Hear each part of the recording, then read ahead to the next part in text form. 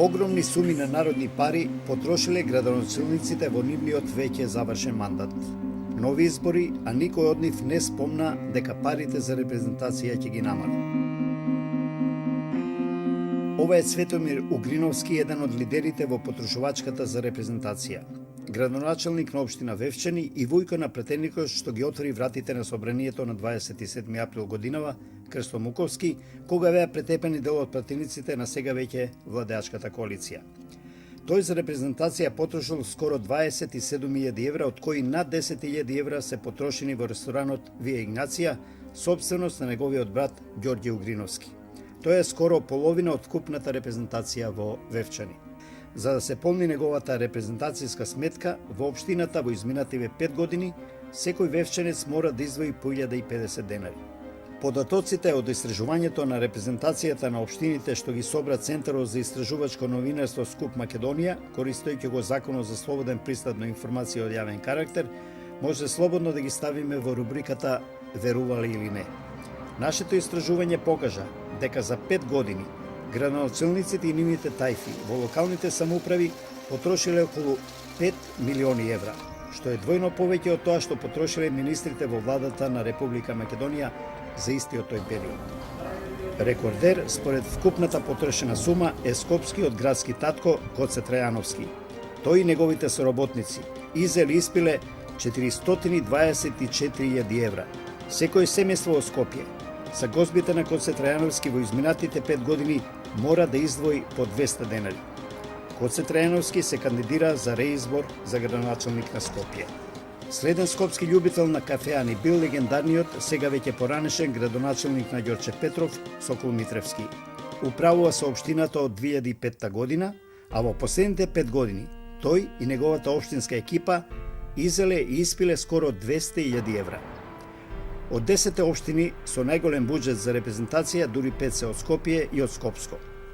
За Андреј Петров, поранешен градоначалник на општина Карпош, нашите градоначалници се многу поалчни од нивните колеги од Запад.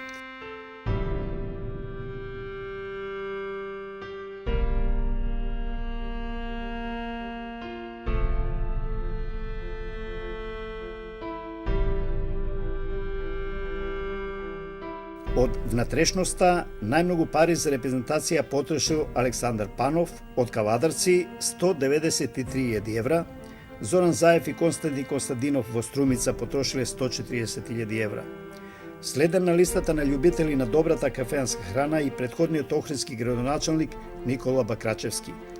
Тој од охридските народни пари за репрезентација изел 167.000 евра. Интересно кај Охрид е што претходникот на Бакрачевски, Александар Петревски, во 2012 година за репрезентација за само една година потрошил 100.000 евра. 50 кг јагнешко, 30 кг сирење и 10 кг кашкал во вредност од 30.324 денари, односно 500 евра, и платила општината Охрид на фирмата К Мимпекс за недефинирани услуги. Рекордот на охридската администрација не застанува тука. Во еден ден ставен е подпис на фактура за потрошени 41.580 денари или околу 650 евра, ресторански услуги каде што се јадело и мезело од салата преку скара до чоколадни торти и коњак.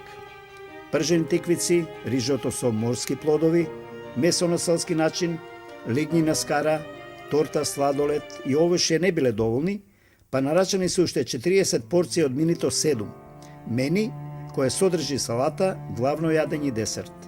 Народните пари најчесто ги трошеле на ресторански услуги, кои во просек ги чинеле од 100 до 350 евра на ден.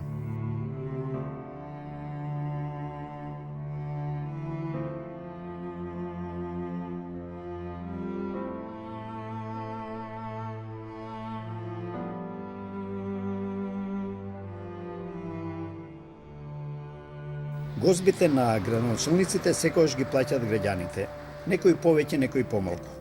За храната на градоначалникот Лазар Котевски и неговата екипа од битолската општина Новаци, жителите на оваа 3.500 пелагонинска општина издвоиле по 1240 денари во изминативе 5 години. Следува Демир Капија со 923 денари по жител, Петровец 713, Илинден 685 и Старо Ограничени со по 553 денари по жител.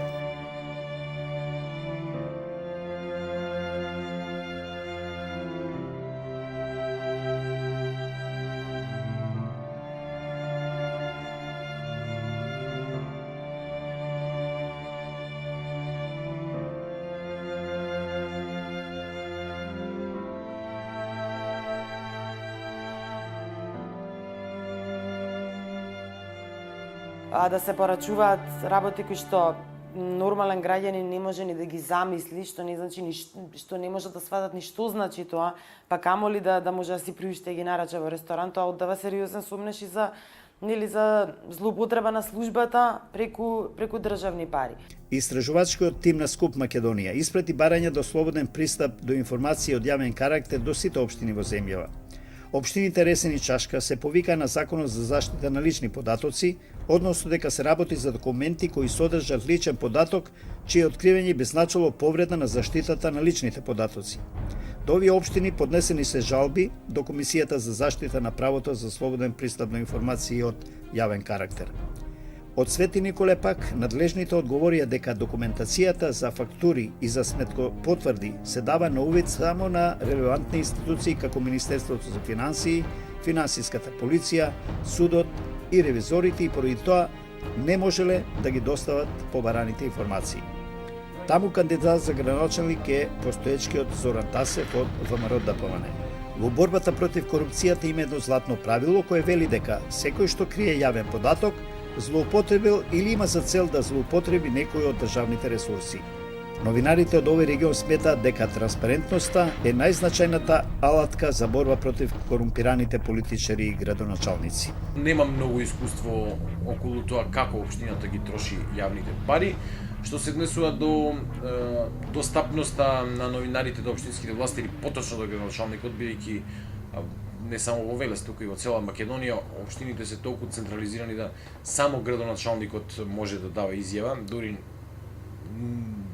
нити портпаролот таму кај што го има не е овластен да се појавува за да дава изјава. Тука не сме имале проблем, секогаш кога ни требала некаква изјава, некаков став од општина Велес или од градоначалникот, тој бил тука, ускокнувал во пресет на новинарите, а ретко одржува пресконференции, меѓутоа најчесто се одзива на повиците на новинарите за да даде изјава. Ние новинарите точно е дека сме постојано информирани за настаните кои ги организира општина Велес, но тоа се настани кои не се од витално значење за животот, на подобрување на животот на велешани. Тоа се пред се културни настани или настани кои ја популаризираат, ајде да не го користам зборот, популистички настани кои ги организира општина Велес. Така што ако го сумираме се тоа што го кажав, моje мислење, мој впечаток и како новинар и како граѓанин е дека општина Велес не е најтранспарентна кон граѓаните. Сметководителите се сомневаат во правилното користење на сметките за репрезентација. Тоа чести злоупотреби, фискална неодговорност, ние, даночниците, тоа го велиме, измами во користењето на буџетските средства. Мислам дека може да интервенираат следните субјекти. Прво, треба да интервенира внатрешниот ревизор на секој орган на државната власт, со тој треба да си добие налог од својот, предпоставувам, нели, нов предпоставен за работењето на оној кој веќе не е на таа функција и тој треба да ги наслика вистинските работи, што се случувало, дали има пречекорување во финансиската рамка или станува збор за измами, злоупотреби. Истражувачкото новинарство трагаше и по начините на вршење на злоупотреба на парите на граѓаните за гозби на градоначалниците.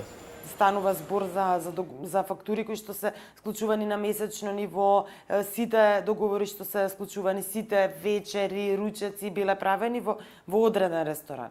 Сега тука мислам дека се отвара можности истражните органи да испитаат дали дел од можеби тие фактури се фиктивни. Дали можеби некој некранал слушалки рекол направи ми фактура на 500 евра, дека сме ручале таму вечерта, па потоа парите да се извадат во кеш. Тука се сериозни индикации бидејќи секогаш се повторуваат едни исти ресторани како по правило.